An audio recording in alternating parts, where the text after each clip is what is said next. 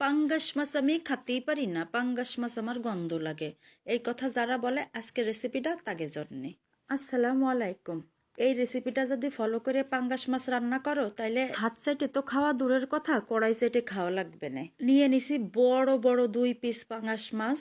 এটা ছিল 4 কেজি ওজনের একটা পাঙ্গাস, কিন্তু আমি বড় বড় 2 পিস কাটা পাঙ্গাস কিনে নিয়ে আসছি। তা 2 পিস রান্না করলে বেশি হয়ে যাবে বলে 1 পিস মাছ আমি গা পরিষ্কার করে ধুয়ে কেটে নিয়ে হলুদ লবণ আর শুকনো মরিচের গুঁড়া মাখাইয়ে ম্যারিনেট করে রেখে দেবো। আর এদিকে মশলা রেডি করব। আমি কিন্তু ভাই একজন পাঙ্গাস লাভার, আমার প্রতি একটুও লজ্জা নাই। কিসির লজ্জা? খাবার জিনিস আবার লজ্জা কি? শিলপাটাটা নামাই নিয়ে তার উপর নিয়ে নিচ্ছি কটা আস্ত জিরে, 2 টুকরা দারুচিনি, 4টে শুকনো মরিচ আর একটু পানি দিয়ে বাটা শুরু করে দিলাম। আজকে একেবারে সাজো মশলায় রান্না করব, কোনো ফ্রিজের মশলা দেব না। খাতে মুখ ফিরবে এই রেসিপি যদি তোমরা একবার করো। গোশ ধুয়ে তোমরা এই রেসিপি আঙ্গুল চাইটে ভাত খাবা, আমি গ্যারান্টি দিচ্ছি, যদি এই রেসিপি ফলো করে পাঙাশ মাছ রান্না করো। দিয়ে দিলাম পেঁয়াজ, রসুন আর এক টুকরো আদা দিয়ে এবার মশলাটা সব একসাথে ভালো করে নিপিস করে বেটে নেব, সুন্দর করে মিহিন করে। তোমাকে আর একটা গোপন টিপস শিখাই দিই, পাঙাশ মাছ যেদিন বাজারে থেকে কিনে আনবা সেদিন খাবা না, ফ্রিজে একদিন রেখে দিবা, দেখবা পাঙাশ মাছের একটা গন্ধ থাকে, সেই গন্ধটা আর পাবা না। তারপরে কড়াই নিয়ে নিলাম, কড়াইতে একটু 2 থেকে 3 চামচ তেল দিলাম। তেলটা কম দেবো কারণ বড় মাছ তো, মাছের থেকে তেল বেরোবে।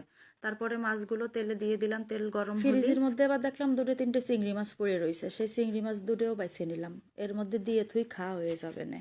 তারপরে মাছটা এই পিঠ ও পিঠ করে সুন্দর করে ভেজে নেব। ওই পিঠটা ভাজা হয়ে গেছে, এই পিঠ ভেজে নেব। দেখছো কত তেল বেরোইছে? আমি কিন্তু এত তেল দিইনি, মাছের থেকেই এই তেলগুলো বের হয়েছে, এই তেলেই আমার মাছটা সুন্দর রান্না করা হয়ে যাবে। তারপরে মাছটা উঠাই নিয়ে ওই তেলের ভিতরেই দিয়ে দিলাম সেই বাইটে রাখা মশলাগুলো, দিয়ে ভালো করে কষাই নেব। সুন্দর করে কষাই নিয়ে ওর ভিতর দিয়ে দেবো সামান্য একটু লবণ আর একটু হলুদ, আর দিয়ে দিলাম একটা টমেটো কুচি, দিয়ে সুন্দর করে লাল লাল করে একদম কষাই নেব, ভাজা ভাজা করে নেব। তারপরে দিয়ে দিলাম পানি, যতটুকু ঝোল রাখবা ভুনা রাখবা ততটুকু পরিমাণ পানি দিবা।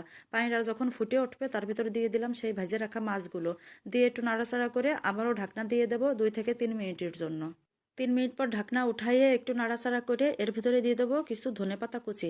মাছটা যেহেতু আগের থেকে ভাজা ছিল, আমার কিন্তু রান্না হতে সময় লাগবে না। ধনেপাতা দিয়ে একটু নাড়াচাড়া করে এর ভিতরে দিয়ে দেবো টেলে রাখা কিছু জিরার গুঁড়ো। জিরার গুঁড়োটা দিয়ে দিলাম 3-4টা আস্ত কাঁচামরিচ। আমার রান্না কিন্তু প্রায় কমপ্লিট। এবার ঢাকনা দিয়ে আরও 2 থেকে 3 মিনিট রান্না করে নেব। এই দেখো আমার পাঙ্গাস মাছ রান্নাটা কিন্তু একদম কমপ্লিট। কি কালার, কি মনে হচ্ছে না গোশ? কালার দেখে মনে হচ্ছে কড়াইয়ের মধ্যে ঝাঁপাই পড়ি। গোশ ধুয়ে মাছ দিয়ে ভাত খায় উঠবা, হাড়ির ভাত সব শেষ হয়ে যাবে। এই রেসিপি ফলো করে যদি একদিন পাঙ্গাস মাছ রাইন্দে খাই, দেখো যেসব মানুষ কয় যে আমি পাঙ্গাস মাছ খেতে পারি না, আমার কাছে গন্ধ লাগে, এই রেসিপি করে খাইয়ে দেখো তো গন্ধ লাগে কিনা, আর আমার কমেন্টে জানায়ও। রেসিপিটা যদি ভালো লাগে অবশ্যই লাইক কমেন্ট শেয়ার করে দিও। দেখা হবে পরের কোনো ভিডিওতে। ধন্যবাদ।